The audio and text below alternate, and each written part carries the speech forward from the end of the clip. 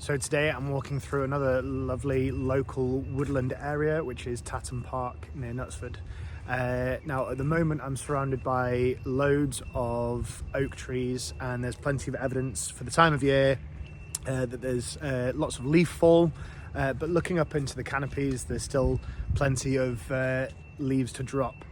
As we walk further forward, there's actually an area that has been fenced off known as Beach Avenue, and I'll spin my camera around and show you guys the sign as to why.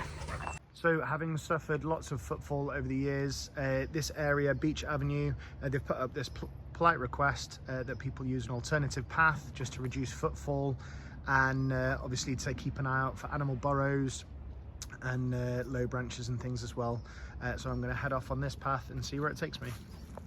Reading this info stump here, I've learned that tree avenues were fashionable landscape features in the 17th and 18th century, and Beach Avenue was actually planted in 1739, but then it was changed later in the 18th century and was softened by planting irregular clumps at intervals abutting the avenue, and the length was changed as well, but it ran effectively all the way along this edge of the park, all the way down. You can see that planted line of trees as it goes down. It's still there. So as I walk through the open space of Tatton Park, I haven't been lucky enough yet to see the deer. I know that there are some around here. There's plenty of evidence. There's plenty of deer scat on the floor. There's also evidence of lots of other small animals as well. So there's molehills. I've seen a few squirrels. I'll try and catch some footage of them as well. There's definitely evidence of rabbits, and I'm keeping an eye out for other animal prints as well. But obviously I'm going to have to go back into the kind of thicker area of trees if I'm after a bit more of that evidence of what I can find. I'm a little bit exposed here, and this is a well-trodden path, so I'll keep searching. I think just walked back into a bit more of a tree-lined area. I'm stood here under a huge sycamore and a couple of big birch trees as well, and already I've just seen a couple of squirrels. I can hear more bird life, and yeah, I'm just gonna have a sit down and a listen, and then just sort of watch what comes by. Here in Tatton Park, obviously it's more of a park than a woodland. There are plenty of large open spaces, but there's also closer, denser clusters of tree-lined areas. I'm sat here under this ginormous sycamore, which is fantastic, but just looking at the evidence on the ground as well. There's plenty of animal scat here, but also there is a mixture of needles that obviously don't belong to this tree. There's plenty of seeds and leaf fall as well from this sycamore above me, but these needles seem to be growing on the trees that are over the ridge line, but obviously the wind direction is bringing those needles and is also blanketing the floor line here as well, which has an impact on that lower level.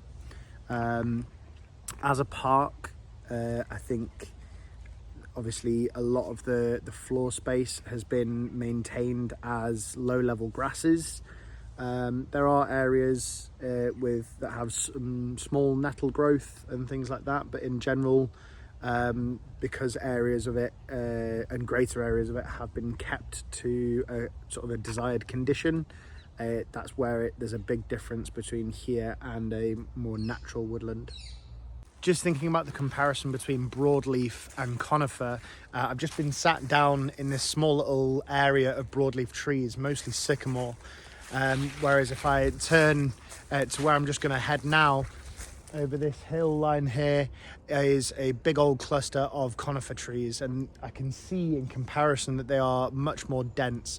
They're like closely packed together, and there's barely anything on them other than the outermost trees. There's barely anything on those tree trunks until they get up way tall, because they're all battling for that sunlight with that sort of close proximity growth. Standing now within these pine trees, these conifer trees, I can see even more so the evidence of the sort of outermost trees on this line having barely any branches on the inside and plenty on the outside where they've got access to that sunlight.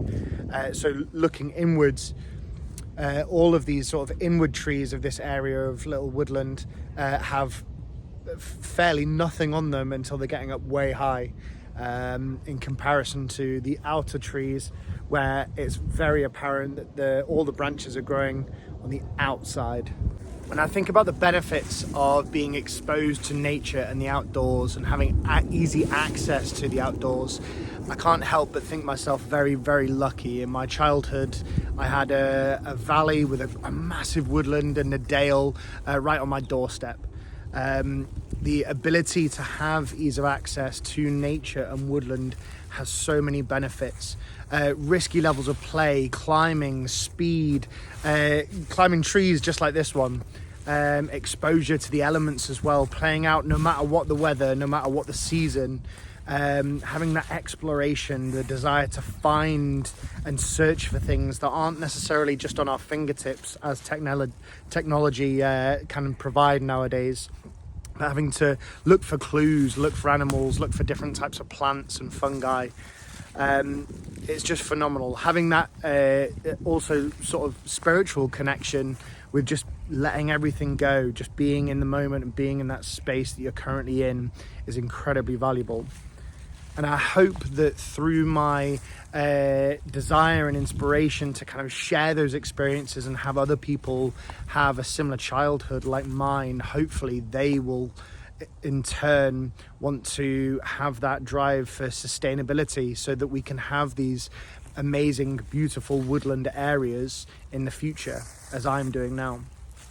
I think the more understanding that someone has of a space, especially a place of nature with all its beautiful intricacies and sort of invaluable limited time, be it seasonal with flowers coming and going, or plants with their sort of lifespan, the more that those people visiting those spaces want to protect it.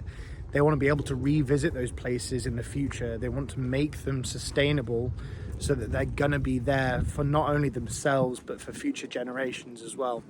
For example, I just recently had some year 7s working as a group to restore one of our natural walkways in our school woodland.